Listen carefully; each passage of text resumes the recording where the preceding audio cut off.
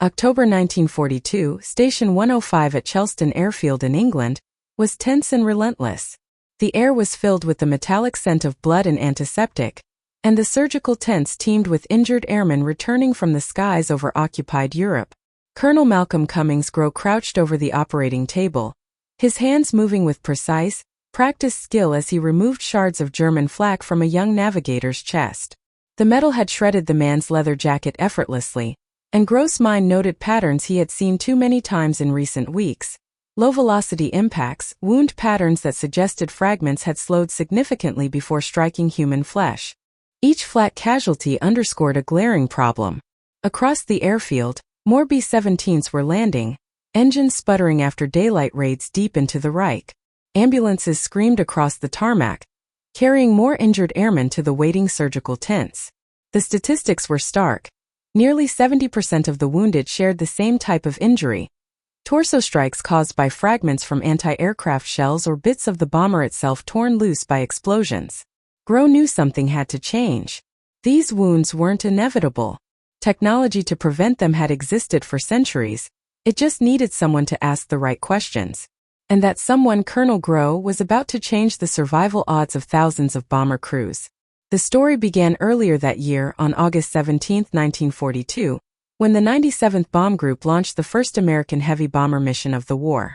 18 B-17 Flying Fortresses crossed the English Channel to attack the marshalling yards at Rouen-Sautel in occupied France. Major Paul Tibbets led 12 bombers to the primary target, while 6 others flew diversionary missions. All aircraft returned safely, lulling American planners into a false sense of security. But as autumn and winter progressed, deeper missions over Germany revealed grim truths. By October 1942, a comprehensive analysis of the 8th Air Force's combat casualties was underway. Medical officers collected and examined every wounded airman passing through British hospitals. The results shocked military planners. Roughly 70% of all injuries stemmed not from German fighter planes or machine guns, but from relatively low-velocity projectiles, fragments of exploding anti-aircraft shells, or even pieces of the aircraft itself ripped free by blasts. The very skies over occupied Europe were more deadly than initially anticipated, not because of bullets but because of shrapnel. German anti-aircraft artillery, known as flak, had been honed through years of combat. By late 1942, thousands of these guns were positioned around strategic targets. The standard 88mm flak gun could send shells to altitudes above 30,000 feet. Each shell was equipped with a time delay fuse, designed to explode at the precise altitude, turning the casing into hundreds of razor-sharp fragments traveling at lethal velocities. Colonel Gross immediately recognized the medical implications. Torso wounds accounted for the majority of deaths. 36% of fatal injuries were chest wounds, 39% abdominal, totaling 75% of all deaths among unarmored crews. The mathematics were simple: protect the torso, save lives. But the solution wasn't obvious. The United States Army Air Forces had no body armor program in 1942. Infantry armor experiments from World War I had been abandoned because the steel vests were too heavy and limited mobility.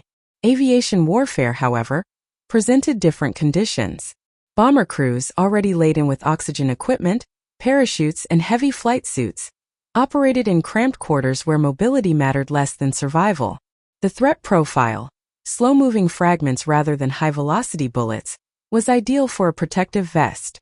Gross' expertise in surgical medicine and wound ballistics gave him insight that military planners lacked. A fragment traveling hundreds of feet from an anti-aircraft explosion had lost much of its initial velocity. Thin steel plates could stop these fragments, providing protection where it was most needed. Inspired by medieval brigandine armor, which used overlapping plates for flexibility and defense, Gross drafted a vest design and submitted it to 8th Air Force headquarters. Testing began in March 1943. Crews returned from missions with fragments lodged in their vests, proving their effectiveness. Demand quickly outpaced British production capacity, prompting domestic manufacturing. The War Department coordinated with civilian manufacturers, and even the Metropolitan Museum of Art, whose armor experts adapted historical brigandine principles to modern steel. By mid-1943, American production ramped up. The standardized M1 vest became official by October 1943, followed by modular variations, M2 through M5, tailored to specific crew positions. Initial resistance to wearing the armor evaporated once crews experienced its protection. Casualty studies revealed dramatic results. Fatalities from chest wounds dropped from 36% to 8%, abdominal fatalities from 39% to 7%. Total wounds decreased by 60%. Head and limb injuries remained a threat, but the vests addressed the most common causes of death, fundamentally altering survivability. Armor was only part of Gross' holistic approach. He improved oxygen systems, developed electrically heated clothing, instituted rest facilities, and implemented psychiatric screening programs. Recognition followed. The Legion of Merit in 1943, the Distinguished Service Medal in 1944. Gross' innovations extended well beyond body armor, shaping modern aviation medicine and influencing future military protective equipment, from the Korean War's M1952 vest to Vietnam-era flak jackets, and today's advanced Kevlar and ceramic plate armor. Colonel Gross retired as a Major General in 1949 and passed away in 1960, but his legacy endures. The Malcolm Gross Medical Center at Andrews Air Force Base stands as a testament to his vision. The lessons of the flak vest program remain relevant. Careful observation, data-driven solutions, cross-disciplinary collaboration, and persistence can save lives even in the most lethal environments. The story demonstrates that innovation doesn't require battlefield heroics. Sometimes, it requires a surgeon, a sword company, and a museum, united by a single mission: to protect lives.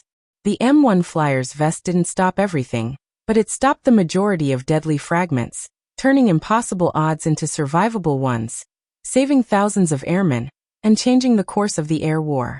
From identification of the problem in October 1942 to full-scale implementation by late 1943, the timeline was astonishingly fast. The 8th Air Force could now conduct missions with improved crew survival, bolstering morale and operational effectiveness.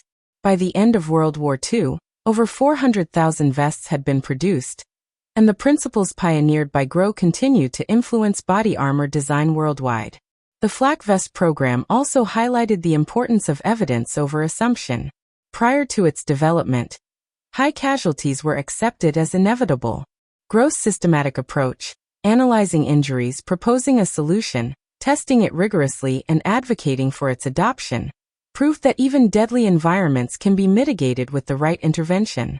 It was a triumph of applied knowledge, persistence, and innovation. Through careful study, creativity, and collaboration across unexpected domains, one surgeon redefined survival for bomber crews. Thousands returned home alive because Colonel Malcolm Gross refused to accept preventable death. Today, every soldier, police officer, and individual wearing body armor owes a debt to the principles established during that pivotal period of World War II. The flak vest program remains an enduring example of how individual initiative, backed by evidence and persistence, can change the course of history.